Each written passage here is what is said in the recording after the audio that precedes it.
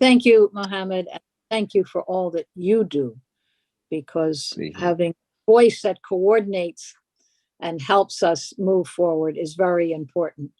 First, I want to recognize and salute the heroic contributions to human rights, to peace, and to justice made by Egyptians at the cost of their own lives under threat of torture and imprisonment.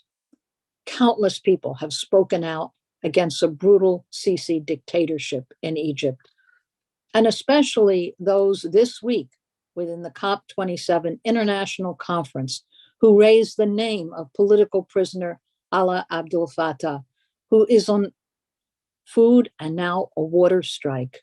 Every day matters. The Raqqa massacre is burned into the memory of the whole world, and it marked the Sisi regime as a terrorist regime. So we want to recognize the thousands who were killed defending human rights. They must be remembered, and remembered at this international gathering. Now, the movement for peace and justice in Egypt today faces an enormous challenge. The COP27 meeting is taking place at the Red Sea resort of Sharm el-Sheikh, so far from the huge cities of Egypt. The government delegations from most of the world's countries, as well as leaders from non-governmental organizations, civil societies, and major businesses are gathered there. And I want to say, in my opinion, we see really a cynical display of what many are calling greenwashing. Great speeches, but there's no plan for financial aid to developing countries who are experiencing the front line effects of a warming planet. There's no plan, no real plan for them. Everyone talks about it, raises some numbers, and then moves on to a conference the next year. Rights groups and international organizations are ignoring, in holding this meeting, Egypt's appalling human rights record, including the detention of tens of thousands of political prisoners. Human rights and climate justice are connected, and we have to make that connection. And those who spoke out at COP27 are making that connection. You can't talk about climate justice without talking about human rights. Now, this conference, where world leaders and international organizations, really, they come there to see and be seen. It is for them a photo op, but they expect nothing to come of this grand display in a burning world. That's why they're silent, really, in doing anything on climate, and they're also, for the most part, silent on human rights, really, even in the host country where they're meeting. What could be easier for them to lift their little finger to mention it? Now, at this International Conference on Climate Summit, carbon is a focus. And every country that's meeting knows that the biggest polluter on the planet today is the US military. It's the elephant in the room.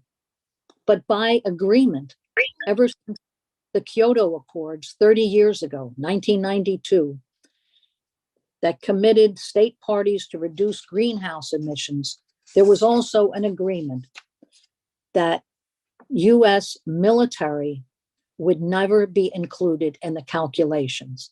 All US aircraft, US jets, US aircraft carriers and submarines and destroyers, 800 US military bases around the world, US NATO training missions and war games and drills. Everything to do with the US military is exempt from all calculations. So how honest, how accurate is this meeting discussing how to move forward?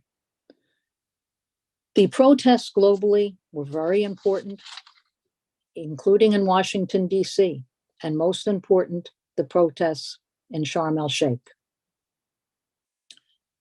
In concluding, I want to say that there's There should be real fear when there's no solution to problems that are presented, and they're presented to the whole world. We should also address, though, the real problems in Egypt today, along with human rights, the inflation that's out of control, the grain prices, the cutbacks in every social program. The Sisi government's role in COP27 is cynical. This is a dictatorship. And really moving forward in this hosting this conference, there should have been first a release of political prisoners as the most basic demand. Of course, I can never say that without acknowledging that my own country, the US, has the largest number of prisoners in the world, more than 2.3 million people in US prisons. So we need to recognize the role that prisons play. It is horrendous. I think I want to say that the way forward is always to link the political and the economic demands, to always remember the bread and butter issues, to demand the bread subsidy, to demand linked to the right to speak and to organize for millions of working people, not only for the academics, not only for the journalists, but for working people themselves to organize and raise their demands. Egypt actually has the oldest recorded workers' strike in history, more than 3,000 years ago. Demonstrations to demand grain payments. Very interesting. And that history has moved forward in demanding the right to eat, the right to live, the right to speak.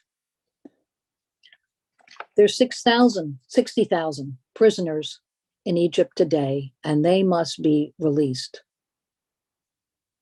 We have to speak of saving the world and saving the people of Egypt.